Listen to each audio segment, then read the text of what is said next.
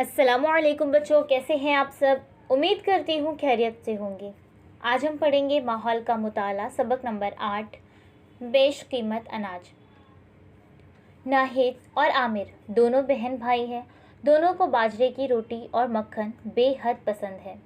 मक्खन के अलावा उनकी अम्मी उन्हें रोटी के साथ साथ खाने के लिए दूसरी कई चीज़ें देती हैं, वो भी उन्हें पसंद है।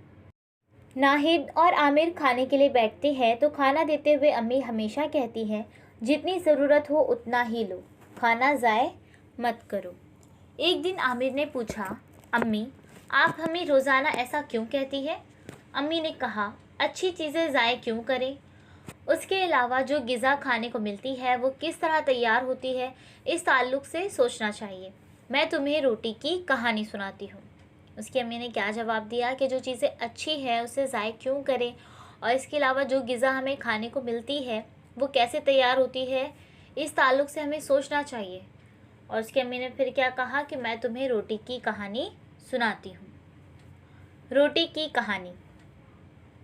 मेरे वालिद किसान हैं। स्कूल की गर्मा में छुट्टियाँ होती ही हैं। मैं छोटी थी तब हम वालिद के साथ ट्रैक्टर पर बैठकर खेत में जाते थे। उस वक्त खेती की मशक्क़त के काम हुआ करते थे। ट्रैक्टर को मुख्तलिफ औजार जोड़कर वालिद खेत के काम करने लगते। पहले खेत में हल चलाते, मिट्टी के ढीले फोड़ते, ज़मीन की सतह हमवार करके उसे फसल बोने के लिए तैयार करते थे। इस तरह वो खेती के काम करते। फिर पहली बारिश होते ही गर्मा की वजह से तपी हुई ज़मीन से भाप निकलने लगती। तब वालिद खेत में बाजरा बोते। कुछ दिनों में बाजरा के पौधे मिट्टी से ऊपर सर निकालते। बाजरा के साथ खेत में घास भी बढ़ती जिसे निकालना पड़ता। उसके लिए वालिद मज़दूर लगवाते। मज़दूरी का खर्च आता। बारिश के पानी से बाजरे के पौधे तेज़ी से बढ़ने लगते। आहिस्ता आहिस्ता बाजरे के पौधों को भुट्टे लगना शुरू होते। फिर उनमें दाने भरने लगते। तब परिंदों के झुंड दाने चुगने के लिए आना शुरू हो जाते। गोफन फिराकर परिंदों को उड़ाना पड़ता। दाने पूरी तरह भरने पर कुटाई करना पड़ती। कुटाई यानी खेत के पौधों में लगे तमाम भुट्टे काटकर ज़ख़ीरा करना यानी कि जमा करना। बाद में गाहना, मलनी करना और उसाई का अमल करना पड़ता। तब भुट्टों से बाजरे के दाने हासिल होते। नाहिद ने कहा, कुटाई मेरी समझ में आई, लेकिन गाहना, मलनी करना और उसाई यानी क्या। अम्मी ने कहा, मैं जैसा कहूँ करके देखो, तब तुम्हारी समझ में आएगा। आगे की कहानी बाद में सुनाती हूँ। आइए ये करके देखें। आधा टोकरा सूखी मूंगफली लीजिए, उसको 2 बराबर हिस्सों में तकसीम कीजिए। एक हिस्से की मूंगफली के दाने हाथ से छीलकर निकालिए। हाथ के ज़रिए फलियां छीलने में कितना वक्त लगा। दूसरे हिस्से की मूंगफली एक कपड़े की थैली में बांधिए, उस पर बट्टा फिराइए या लकड़ी से ज़र्ब लगाइए। बाद में थैली खोलकर मूंगफली सूप में डालकर देखिए। अब आपको क्या नज़र आता है। आमिर, सूप में ली हुई मूंगफली फूट गई हैं। कई मूंगफलियों में से दाने बाहर निकल आए हैं। अम्मी, ये मूंगफली की एक किस्म की मलनी हो गई है। अब मूंगफली को पिछोड़ो और क्या होता है बताओ। नाहिद, मूंगफली को पिछोड़ने पर फूटी मूंगफली के छिलके सूप में से नीचे गिरते हैं और मूंगफली में से बाहर निकले हुए दाने सूप में ही रह जाते हैं। ऐसा क्यों होता है। अम्मी, छिलके हल्के होते हैं, इसलिए पिछोड़ते वक्त वो हवा की वजह से उड़कर दूसरी जानिब गिर जाते हैं। दाने वज़नी होते हैं, इसलिए वो सूप में ही रह जाते हैं। पिछोड़ते वक्त हवा का इस्तेमाल करके दाने और छिलके अलग कर सकते हैं। अब आगे सुनो। मेरे वालिद गाहने और उसाई का काम मशीन के ज़रिए करते थे। मशीन में गाहने और उसाने का अमल एक ही वक्त में हो जाता है। कुटाई किए हुए भुट्टे मशीन में डालते हैं। दाने अलग होकर मशीन को बांधे हुए थैले में जमा होते रहते हैं। भट्टों में मौजूद भूसा और दूसरा कचरा दूर जा गिरता है, लेकिन जब मशीन ना थी तब गाहने के लिए बैलों की मदद लेनी पड़ती थी। उसाई के लिए किसी कदर ऊंची जगह पर खड़े रहते। गाहना किया हुआ अनाज सूप के ज़रिए ज़मीन पर छोड़ते। हवा की वजह से भूसा और कचरा दूर जा गिरता। बाजरे के दाने करीब ही गिरते और उनका ढेर लग जाता। क्या होता है कि हवा के ज़रिए जो छिलके हैं और जो भूसा कचरा वगैरह जो है वो दूर चले जाता है। दूर जाके गिरता है, और जो बाजरे के दाने होते हैं वो थोड़े वजनी होते हैं, इसलिए वो करीब ही गिरते हैं और करीब ही उनका ढेर लग जाता है। मशीन के ज़रिए किए हुए काम जल्दी होते हैं, लेकिन मेहनत और खर्च तो करना ही पड़ता है। उसाई के बाद हासिलशुदा अनाज थैलों में भरकर रखते हैं। कीड़े ना लगे, चूहे, घूस उसको बर्बाद ना करें, इसके लिए मुनासिब एहतियात बरतते हैं। घर में ज़रूरत की हद तक अनाज रखते हैं। बचे हुए थैले गाड़ी में भरकर बाज़ार में बेचने के लिए ले जाते हैं। वहाँ व्यापारी अनाज खरीदते हैं, तब किसान को उगाए हुए अनाज के पैसे मिलते हैं। आमिर: लेकिन रोटी अभी कहाँ बनी? अम्मी: अरे रोटी की कहानी यहीं ख़त्म नहीं होती। व्यापारी जो अनाज खरीदते हैं वो सारे मुल्क में बेचा जाता है। वो ट्रक या मालगाड़ी के ज़रिए हर जगह पहुंचाया जाता है। इसके लिए हमाल और ट्रक चलाने वालों को मेहनत करनी पड़ती है। इसके अलावा नकल व हमल का खर्चा भी होता है। अब अनाज के थैले छोटे व्यापारियों के पास पहुंचते हैं। लोग उनके पास से अनाज खरीदते हैं, वो चुनते, साफ़ करते हैं और उसका आटा पिसवाते हैं। फिर खाना पकाते वक्त आटा गूंथते हैं, रोटी बनाकर उसे सेकते हैं। ईंधन के लिए भी खर्च होता ही है। तब कहीं जाकर नाहिद और आमिर की रकाबी में रोटी आती है। इतने लोगों की कोशिशों और मेहनत से ग़िज़ा तैयार होती है। क्या ये ग़िज़ा ज़ाय करना मुनासिब है? क्योंकि आमिर ने क्या पूछा था कि आप हमेशा हमें ऐसे क्यों कहती हैं कि जितना ज़रूरत है उतना ही लो, ज़ाय नहीं करो ग़िज़ा को।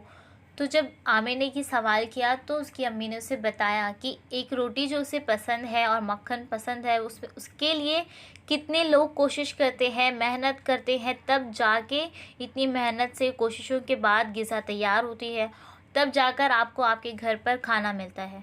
तो क्या ये ग़िज़ा ज़ाय करना मुनासिब है? नहीं।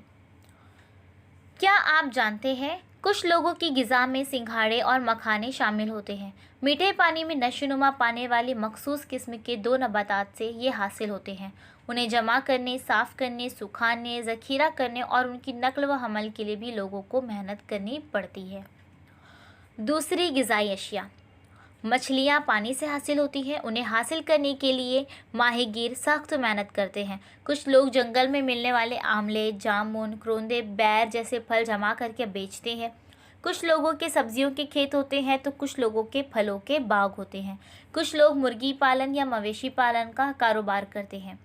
ये तमाम लोग अपने कारोबार के लिए खूब मेहनत करते हैं। उनकी कोशिशों से मुख्तलिफ़ किस्म की ग़िज़ाई अशिया हमें मिलती है। उनका ज़ख़ीरा, नकल व हमल, फ़रोख्त, इसी तरह उनसे खाने की चीज़ें तैयार करने में कई लोगों की कोशिशें और मेहनत काम आती हैं। इस पर खर्च भी बहुत होता है। इसलिए हम सबको इस बात का ख्याल रखना चाहिए कि ग़िज़ा बर्बाद ना होने पाए। अब यहाँ पर हम लोग देखेंगे कि कुछ लोग जैसे कि किसान हैं तो वो क्या करते हैं, अनाज उगाते हैं, फसल उगाते हैं हमारे लिए। कुछ लोग हैं जो माहीगीर, जो मछलियाँ पकड़ते हैं, मछलियाँ पानी से हासिल करते हैं। कुछ लोग जंगल में मिलने वाले फल जमा करके बेचते हैं। कुछ लोग सब्जियों के खेत उगाते हैं तो कुछ लोग फलों के बाग संभाल रहे होते हैं। कुछ लोग मुर्गी पालन चलाते हैं या कुछ लोगों का मवेशी पालन का कारोबार होता है। तो ये सारे जो मेहनत करते हैं तब जाके इनकी कोशिशों से हमें ग़िज़ाई अशिया मुख्तलिफ़ किस्म की मिल जाती हैं। हमें हर तरह की ग़िज़ाई अशिया मिल जाती हैं। इन सब पर बहुत खर्चा भी होता है, बहुत कई लोगों की कोशिशें और मेहनत भी लगती है, इस पर खर्च भी बहुत होता है। इसलिए हम सबको इस बात का ख्याल रखना चाहिए कि ग़िज़ा बर्बाद ना होने पाए। हमने क्या सीखा? अपनी ग़िज़ा में शामिल चीज़ें खेत, तालाब, समुंदर, जंगल, मवेशी खाने और कई दूसरी जगहों से हासिल होती है। अनाज की फसल के लिए खेत की तैयारी से लेकर थैलों में भरकर गोदाम में ज़ख़ीरा करने तक अनगिनत काम करने पड़ते हैं। कुटाई, मलनी, उसाई इनमें से चंद काम हैं। उसके बाद अनाज की नकल व हमल, फ़रोख्त और खाने की चीज़ें तैयार करने के काम करने पड़ते हैं, तब ग़िज़ा हमारी रकाबी तक पहुँचती है। खेत की तरह ही दूसरी ग़िज़ाई अशिया की पैदावार में भी कई लोगों की मेहनत होती है। हम सबको इस बात का ख्याल रखना चाहिए कि ग़िज़ा बर्बाद ना होने पाए। इसे हमेशा जहन में रखें। कई लोगों की कोशिशों से हमें मुख्तलिफ़ ग़िज़ाई अशिया मिलती हैं, क्योंकि अगर कई लोग यानी कि बहुत सारे लोग अगर कोशिश नहीं करेंगे तो हमें मुख्तलिफ़ ग़िज़ाई अशिया तो नहीं मिल सकती। अगर ठीक है सिर्फ किसान काम कर रहे हैं तो हमें अनाज मिल जाएगा, या फिर अगर कोई इनकार कर दे, जैसे कि माहीगीर जो है वो मछलियाँ लाना बंद कर दें, तो क्या होगा, हमें अपनी ग़िज़ा में मछलियाँ नहीं मिलेंगी। जो लोग सब्ज़ियों के खेत चला रहे होते हैं, अगर वो इनकार कर दे, ना दें, तो हमें सब्ज़ियाँ नहीं मिलेंगी, है ना। कुछ लोग जो मुर्गी पालन चला रहे होते हैं, जिनका कारोबार होता है मुर्गी पालन का, मवेशी पालन का, अगर वो भी बंद कर दें, ना करें, तो हम तक ये सब ग़िज़ा नहीं पहुंच पाएगी। तो इसके लिए कहा जाता है कि कई लोगों की कोशिशों से हमें मुख्तलिफ़ ग़िज़ाई अशिया मिलती हैं। हमको उन सब का एहसानमंद होना चाहिए, क्योंकि अगर वो इनकार कर दे तो हम तक मुख्तलिफ़ ग़िज़ाई अशिया नहीं पहुंचेगी। इसलिए इन सब का हमें एहसानमंद रहना चाहिए और इस बात का ख्याल रखना चाहिए कि ग़िज़ा बर्बाद ना होने पाए। तो बच्चों, आपको ये रोटी की कहानी कैसी लगी? उम्मीद करती हूँ आपको अच्छी तरह से समझ में आ गया होगा कि किसके बाद क्या क्या किया जाता है और कितनी मेहनत और कोशिशों के बाद हमारे पास ग़िज़ा पहुँचती है। तो उम्मीद करती हूँ आपको अच्छी तरह से ये सबक समझ में आ गया होगा। जल्द ही मिलेंगे एक नई वीडियो के साथ। अल्लाह हाफ़िज़। Please subscribe the channel and press the bell icon.